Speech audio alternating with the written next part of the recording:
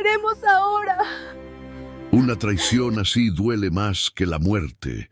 Imaginen que la mujer a la que le sirvieron por años, tratando a su hijo como propio, los abandona sin piedad frente a un campo santo vacío. El corazón de Isabela se hizo pedazos de dolor y el pequeño Mateo lloró como nunca. ¡Por Dios, qué maldad!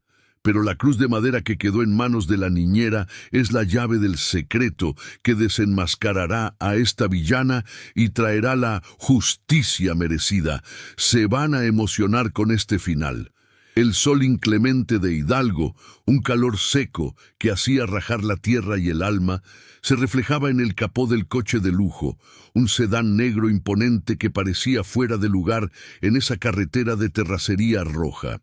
Dentro, el silencio era más frío que el aire acondicionado al máximo, y la tensión flotaba como un buitre sobre las tres almas. Isabela, de apenas 23 años, pero con una dulzura en sus ojos ya cansados, sostenía firme la manita temblorosa de Mateo, el pequeño de 7 años que era la única razón de su vida en los últimos 5 años pasados en la hacienda Los Olivos. La señora Elena Montenegro, al volante, no miraba hacia atrás. Sus ojos, protegidos por gafas oscuras de diseñador, estaban fijos en el horizonte árido, donde la vegetación espinosa del campo mexicano se mezclaba con una promesa de soledad. Le había prometido a Isabela que la llevaba a encontrarse con su prima lejana en Actopan, el pueblito vecino de donde la joven era originaria. Era una mentira sórdida, una artimaña cruel para disfrazar el abandono que estaba a punto de concretarse. Isabela, ingenua en su bondad, no sospechaba. Su corazón puro solo podía sentir una punzada de tristeza por la distancia que quedaría de su hijo, Mateo.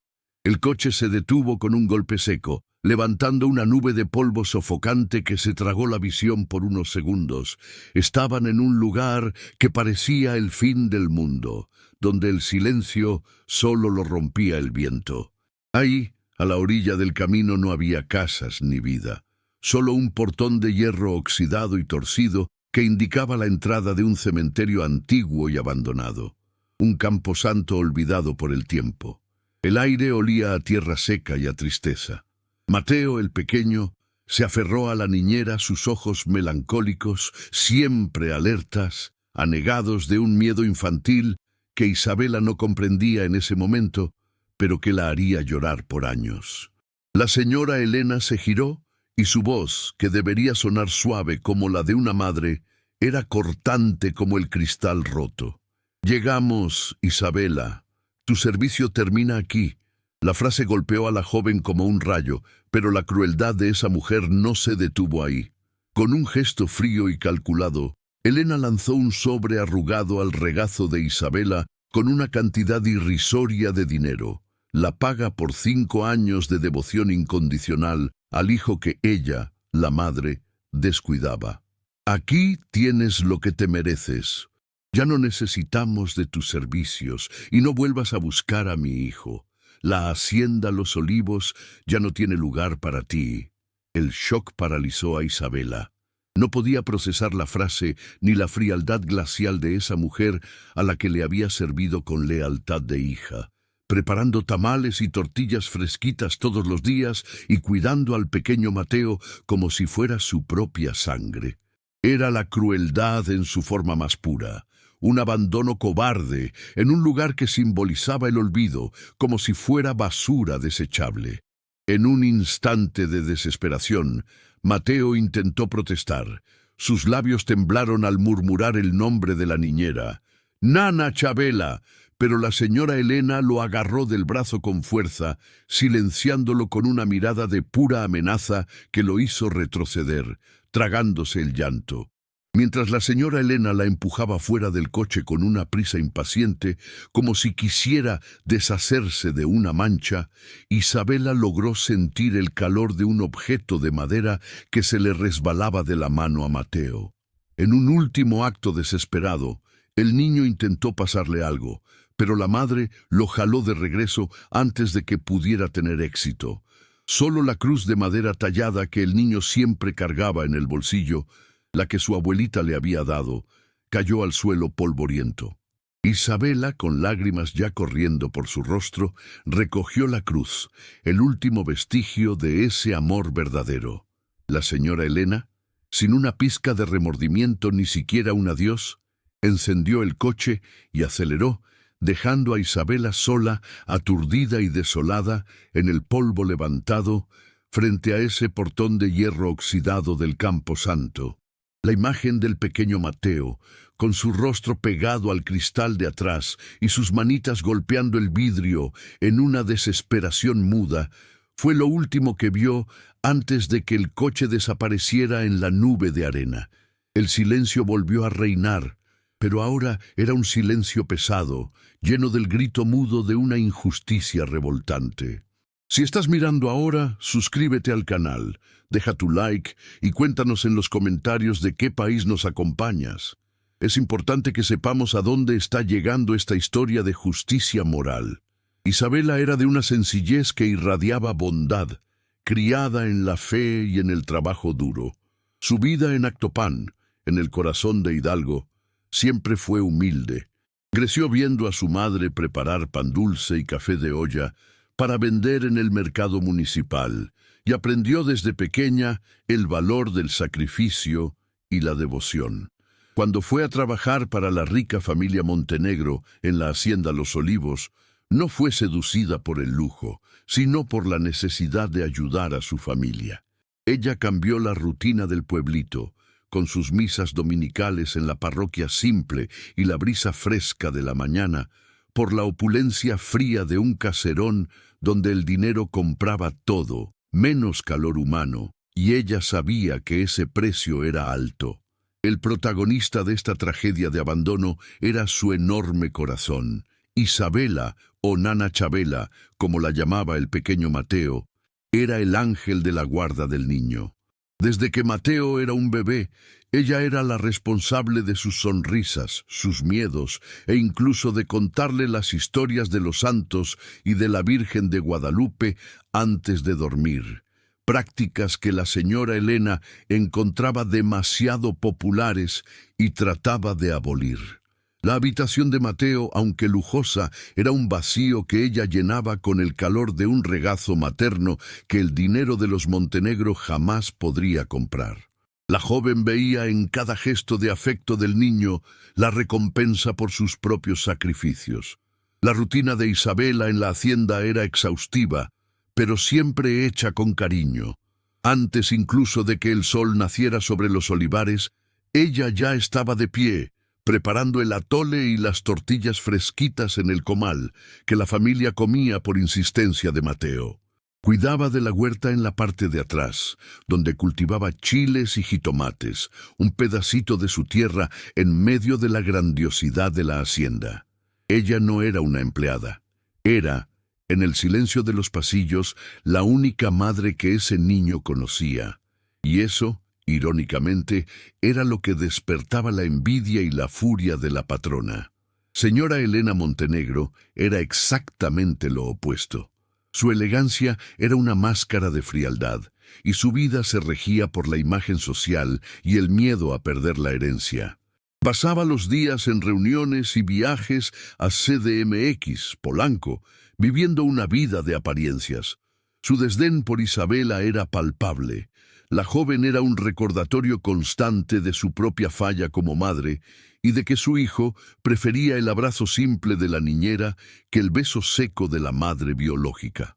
Elena veía en Isabela no a una empleada leal, sino a una amenaza creciente que cada día se volvía más íntima y más amada por el heredero.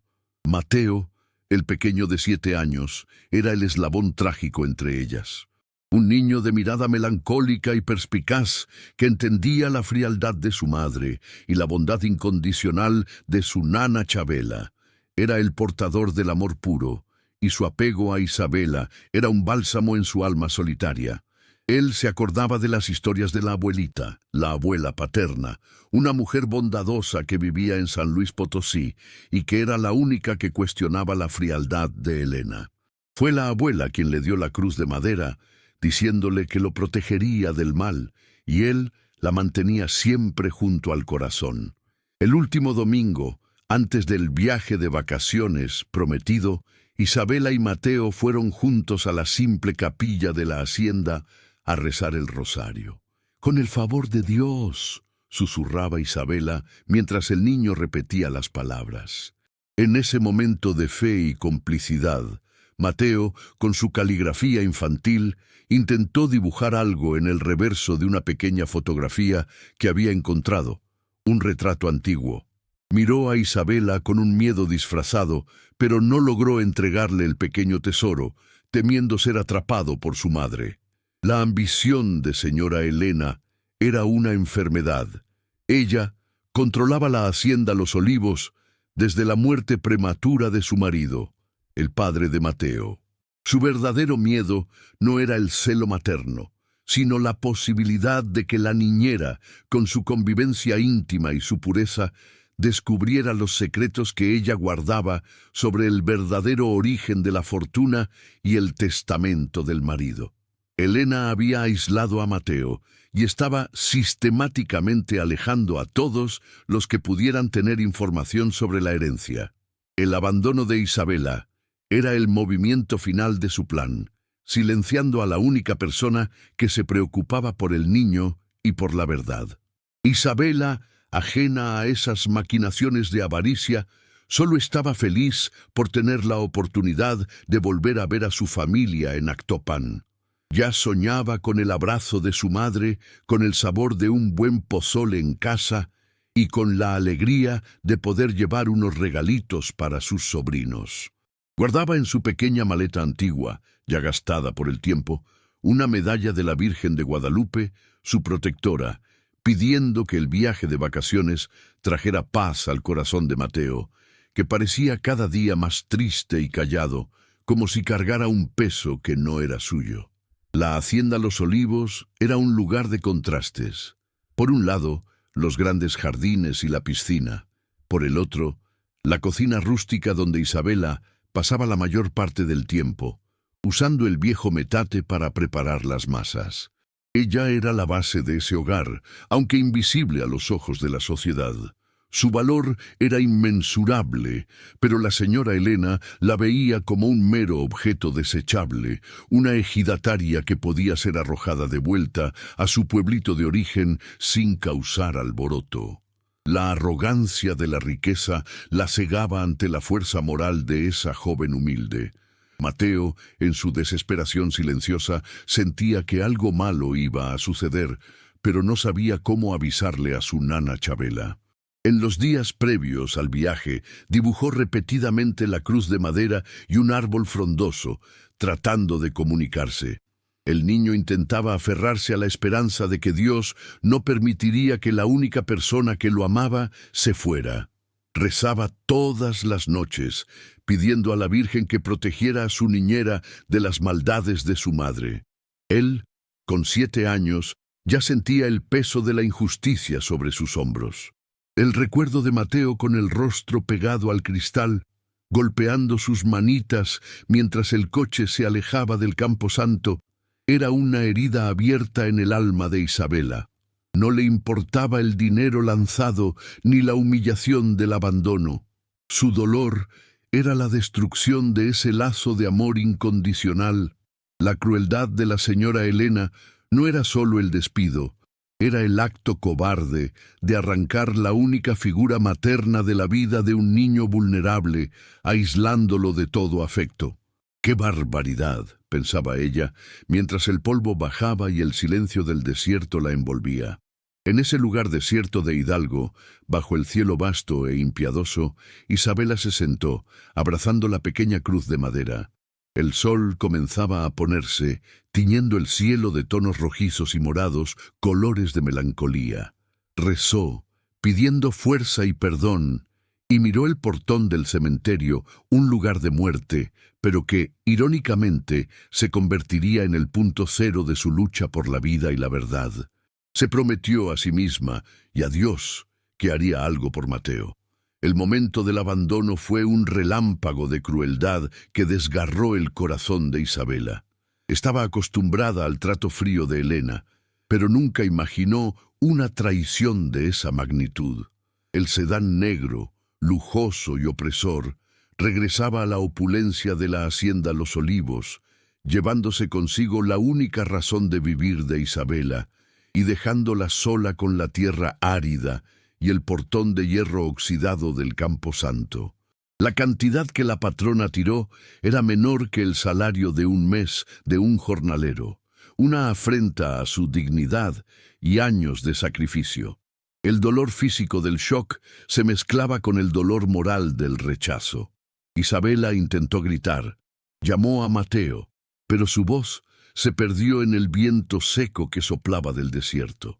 Se sintió una verdadera escuincle, engañada y humillada, incapaz de reaccionar a esa avalancha de maldad.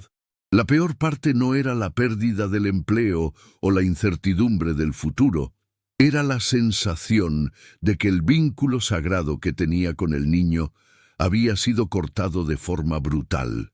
Se acordó de todas las noches que pasó despierta cuidando a Mateo cuando estaba enfermo, de las fiebres altas, de las pesadillas y de cómo la señora Elena jamás se levantó para ayudar. Su sacrificio, su lealtad, todo había sido pagado con el descarte. «¡Ay, Dios mío! ¡Qué maldad es esta!», susurró, apretando el sobre arrugado en la mano. El dinero parecía sucio, contaminado por la avaricia y la falta de humanidad de Elena. Para la joven, eso no era pago, era una limosna humillante, un intento de comprar el silencio de su corazón. Pensó en sus padres en Actopan, en la vergüenza de volver a casa sin nada más que una historia de abandono que contar.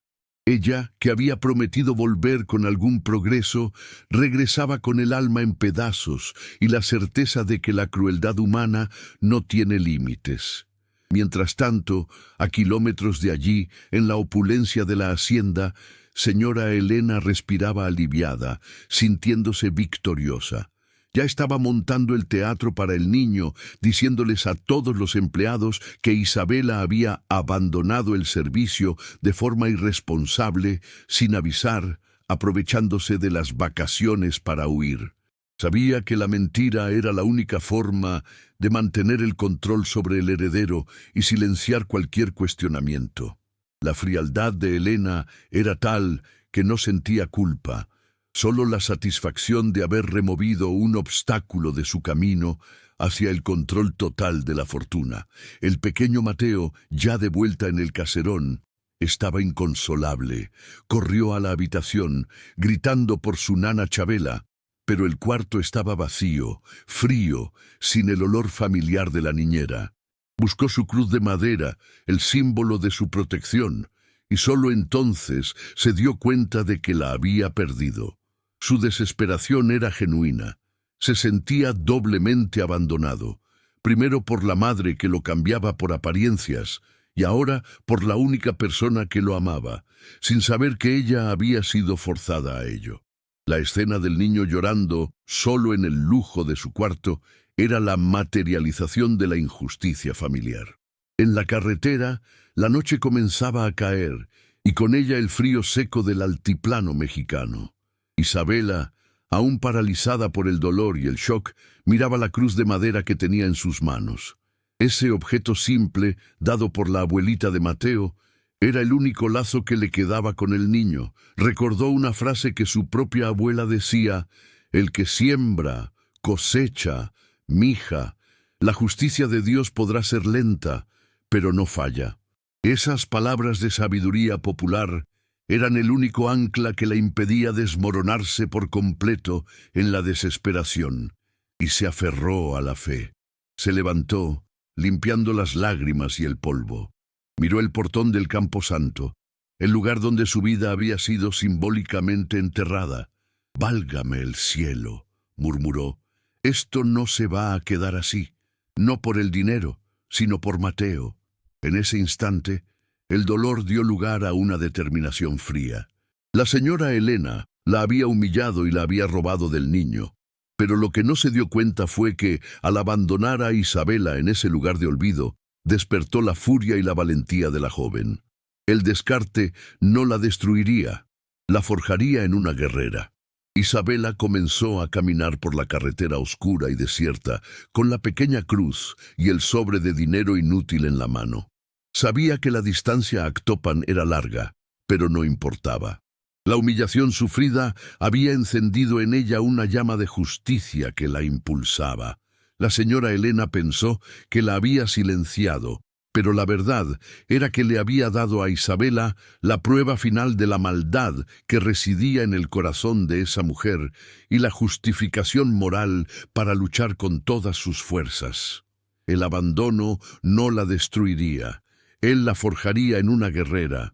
La larga caminata de regreso, bajo el cielo estrellado del desierto, que parecía infinitamente distante e indiferente a su dolor, fue un purgatorio para Isabela. El frío de la noche entró en sus huesos, pero era el vacío en su pecho lo que la congelaba por dentro. Consiguió un aventón con un simpático trailero que pasaba por la carretera, un ángel protector inesperado que la dejó cerca de la terminal de autobuses de Puebla.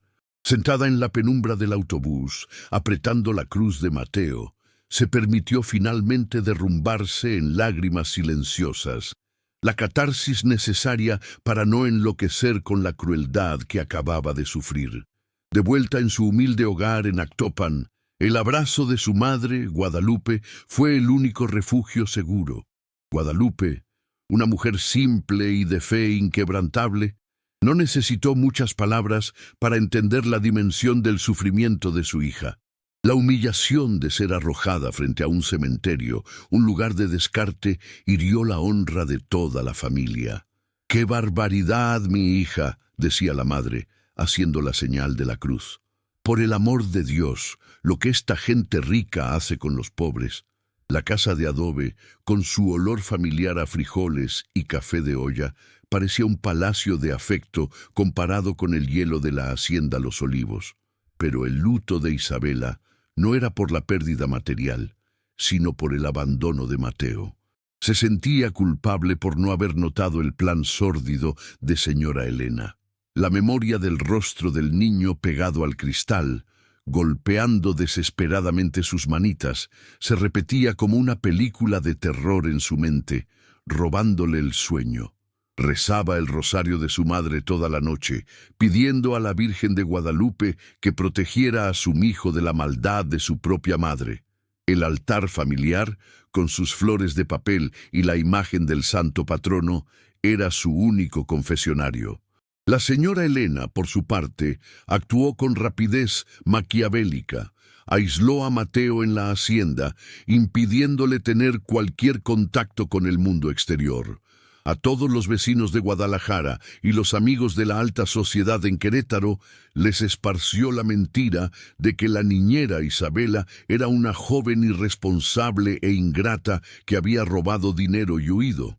La mentira estaba tan bien construida que nadie, fuera de la hacienda, se atrevía a dudar del poder y la reputación de los Montenegro. El dolor de Mateo era silenciado con promesas de regalos caros y amenazas sutiles, aislándolo cada vez más. El contraste visual entre la sencillez de Actopan y la frialdad de Los Olivos intensificaba la injusticia.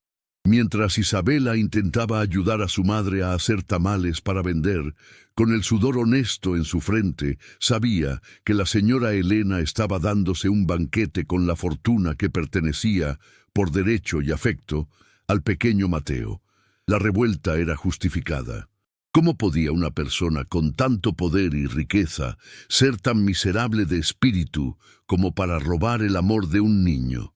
La ley de los hombres fallaba, pero Isabela confiaba en que la justicia divina la alcanzaría. En su primera semana de regreso, Isabela se sintió invisible socialmente. Ya no era la joven niñera de la familia rica, era solo una chica pobre más del pueblito, marcada por la tristeza. El miedo principal de su público, el abandono familiar y la invisibilidad social, se materializaba en su vida. La soledad era abrumadora. Buscó a su tía, una bondadosa costurera en Toluca, buscando trabajo, pero su corazón estaba siempre en la hacienda Los Olivos, en la figura del niño que había dejado atrás, y su productividad era casi nula. La noche era el momento más difícil. El viento frío golpeaba la ventana de la casa de adobe y el sonido parecía el llanto ahogado de Mateo. Recordaba cómo él la llamaba mi cielo y cómo su cuerpo frágil encajaba perfectamente en sus brazos. No podía aceptar que esa maldad prevalecería. La crueldad de Elena había intentado enterrar el amor, pero él era demasiado fuerte. Fue entonces cuando, durante una crisis de llanto, apretó la pequeña cruz de madera que aún estaba en su mano, el único vestigio de la despedida desesperada de su niño. Si esta historia está tocando tu corazón, no olvides suscribirte y activar la campanita para no perderte ninguna historia. El dolor de Isabela es el dolor de muchas madres. Isabela sintió algo suelto en el centro de la cruz, un pequeño agujero que no había notado antes, escondido en la imperfección del tallado manual. No puede ser, pensó con un presentimiento. Su corazón se disparó. Fue en la cocina rústica de su casa en Actopan, bajo la luz tenue de una lámpara antigua, mientras bebía un vaso de champurrado para calentar el alma, que la revelación ocurrió. Isabela examinaba la pequeña cruz de madera tallada, regalo de la abuelita de Mateo, que había rescatado del polvo de la carretera. El objeto era simple, con un pequeño orificio en el centro, generalmente usado para colgar un cordón. Al pasar el dedo por él, sintió una resistencia inusual, como si algo estuviera atrapado allí dentro, compactado por el tiempo y la presión. Con las manos temblorosas de expectativa, tomó un palillo fino de madera y comenzó a hurgar el agujero con cuidado. Su corazón latía fuerte. ¿Qué sería aquello? Un pequeño pedazo de papel arrugado y doblado en minúsculas partes comenzó a emerger lentamente. El esfuerzo de Mateo para esconder ese mensaje crucial en el calor de ese momento de abandono era un acto de amor y bravura que Isabela jamás olvidaría. Era la prueba de que el niño no la había olvidado y, más importante, era una llamada de auxilio. Ella desdobló el pedazo de papel. El papel era de carta fina, con el olor dulzón que venía del cuarto lujoso del niño en la hacienda Los Olivos. La caligrafía era infantil, torcida, pero el trazo era firme e inequívoco, revelando la urgencia del pequeño.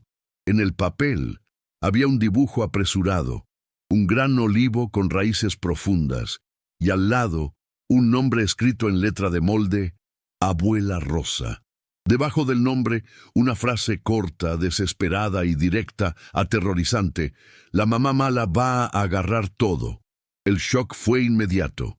Isabela se dio cuenta de que no era un billete de adiós, sino una pista plantada. El niño, perspicaz y sensible, sabía que su madre, señora Elena, estaba tramando algo mucho peor que solo despedir a la niñera. El abandono en el Camposanto no era solo celos, era un acto de silenciamiento. Elena estaba removiendo a una testigo de afecto, pero también intentando cortar la comunicación de Mateo con el mundo exterior, especialmente con la figura mencionada, Abuela Rosa. La revelación revirtió completamente el dolor de Isabela y lo transformó en pura indignación. La señora Elena no era solo una madre fría y celosa, era una criminal calculadora, intentando robar la herencia de su propio hijo, aprovechándose de la ausencia de otros parientes cercanos. El olivo simbolizaba la hacienda Los Olivos, y la mención a la abuela Rosa indicaba que la verdadera heredera o alguien con derecho a la propiedad estaba siendo ignorada en el plan de Elena. Isabela se acordó de Mateo mencionando a la abuelita que vivía en San Luis Potosí, la mujer que le había dado la cruz. El nombre de la abuela paterna, recordó, era Rosa Elena Martínez. La abuela bondadosa era la única que cuestionaba la gestión de Elena. El miedo del niño era real.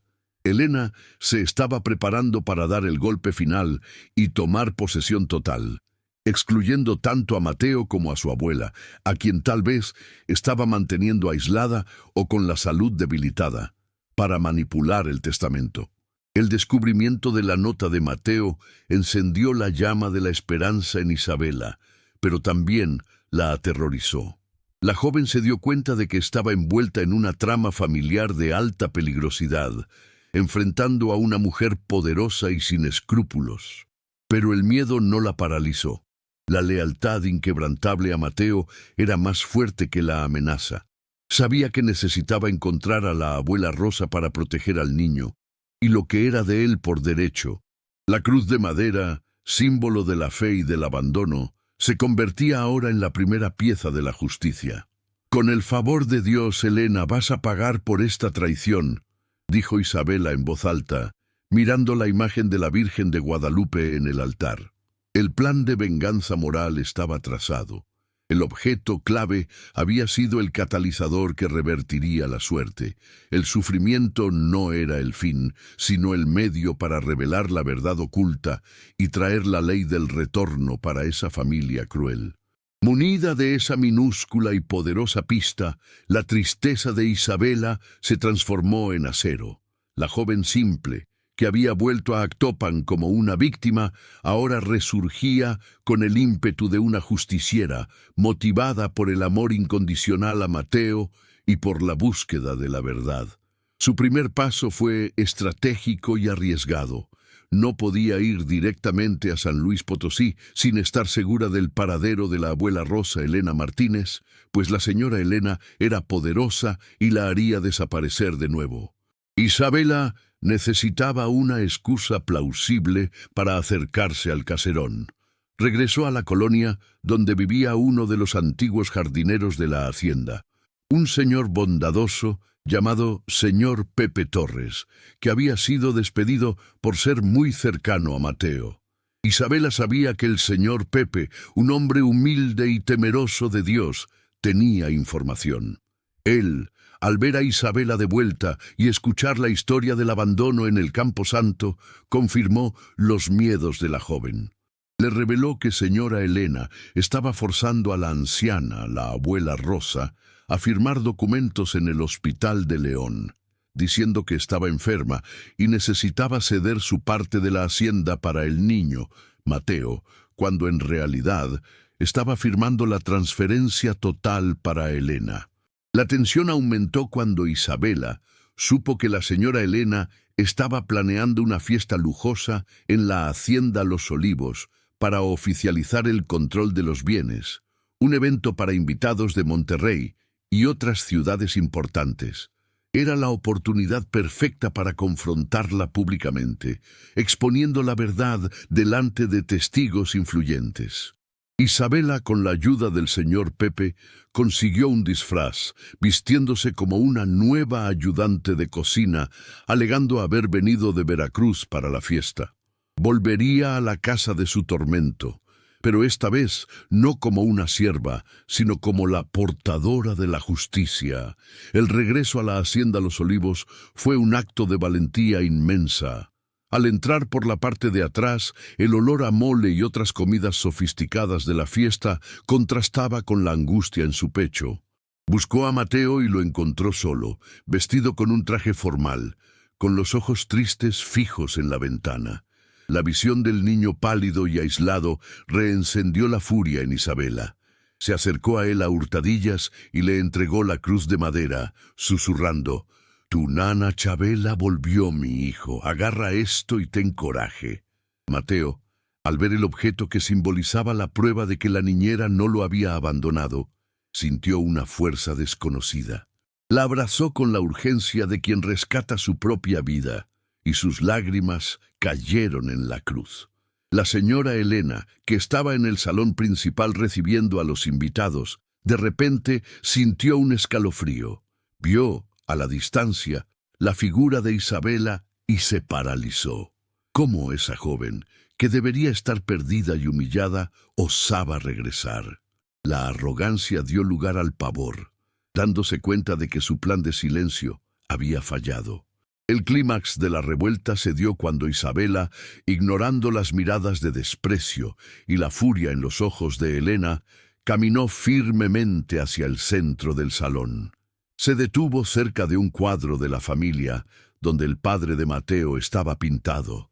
La señora Elena intentó alcanzarla, pero la música alta y la confusión de los invitados la retrasaron.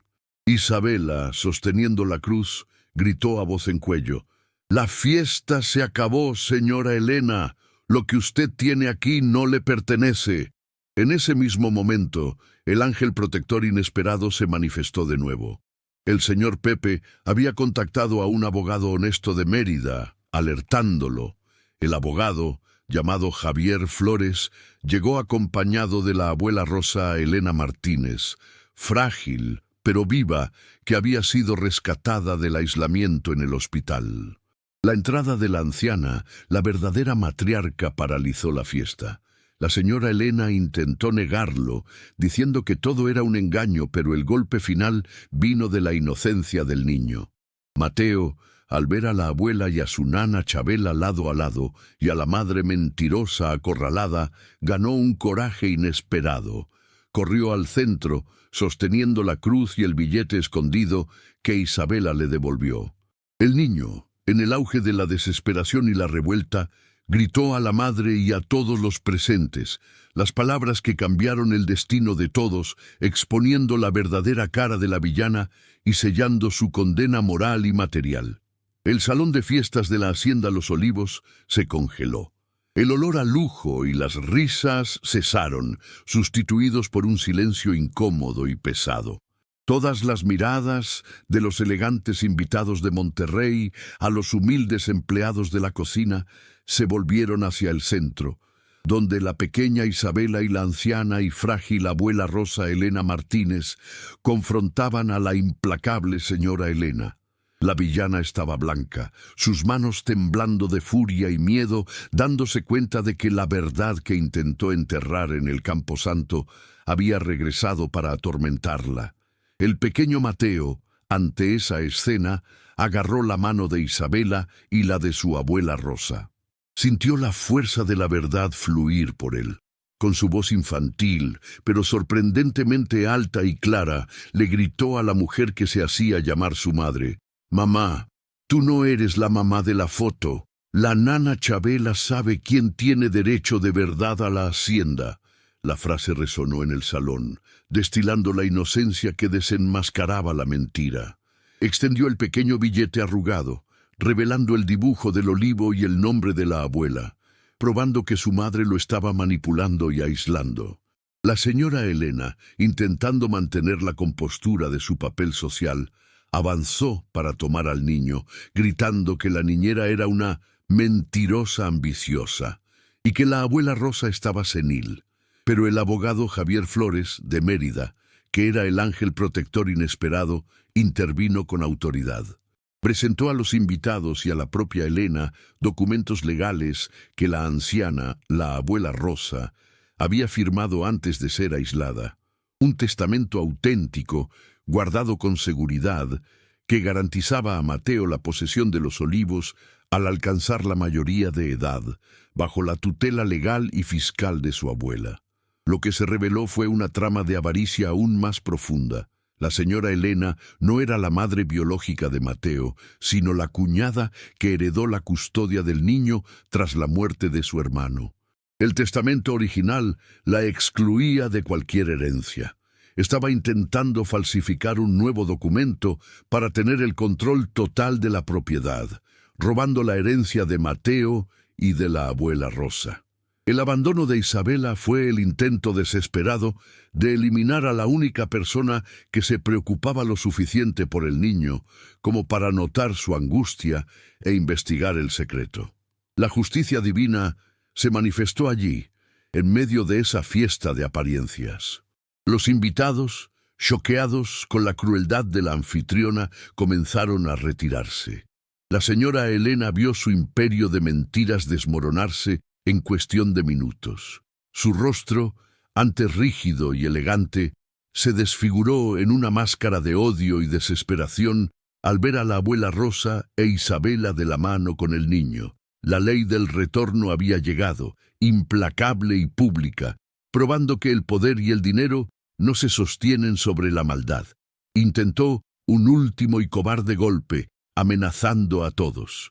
«No tienen pruebas suficientes, soy la responsable legal», gritó. Pero el abogado Flores llamó a la policía, que ya estaba de guardia en la entrada de la hacienda. La humillación final fue verla ser retirada del caserón que tanto ambicionaba, bajo las miradas de condena de todos, incluidos los empleados, que veían su sacrificio ser validado y la arrogancia castigada. Dios ve todo, y la punición fue severa e inmediata. Para Isabela, la satisfacción no era la caída de la villana, sino la liberación de Mateo. El niño la miró y dijo: «Nana Chabela, volviste de verdad. Yo sabía que la Virgen te iba a traer». El reconocimiento de su sacrificio y la certeza de que el niño estaba seguro eran la verdadera recompensa. La señora Elena perdió la custodia de Mateo y el control de la hacienda, enfrentando la retribución legal por falsificación y abuso de menor. El silencio regresó al salón, pero ahora era un silencio de paz y alivio, y no de miedo. La hacienda Los Olivos, antes un palacio frío de avaricia, estaba a punto de convertirse en un hogar de verdad, bañado por la luz de la redención y del amor incondicional. El tiempo pasó en la hacienda Los Olivos, y el palacio de hielo de Elena Montenegro floreció en un hogar de afecto. La abuela Rosa Elena Martínez, recuperada y de vuelta en el control, reestructuró la propiedad, garantizando que la fortuna fuera usada para el bien de Mateo y de la comunidad. Ella, en su primer acto de gratitud y justicia, invitó a Isabela a permanecer en la hacienda, no como empleada, sino como la cuidadora oficial de Mateo y miembro esencial de la familia. La casa que atestiguó la crueldad de Elena ahora era calentada por el amor verdadero de la joven niñera y de la abuela. Isabela, para sorpresa de muchos, no aceptó la oferta de grandes salarios, sino la certeza de que Mateo estaría seguro y amado. Volvió a preparar sus tamales y atole en la cocina, pero ahora con alegría y dignidad, compartiendo el cuidado y el cariño con la abuela Rosa. La joven que fue abandonada para ser olvidada frente a un cementerio, ahora era la figura de honor y respeto, recibiendo el reconocimiento que su sacrificio merecía, probando que la lealtad y la pureza de corazón siempre encuentran su recompensa, incluso en un mundo de avaricia. La señora Elena, por su parte, perdió todo: la fortuna, la reputación y la libertad, enfrentando las consecuencias de sus fraudes.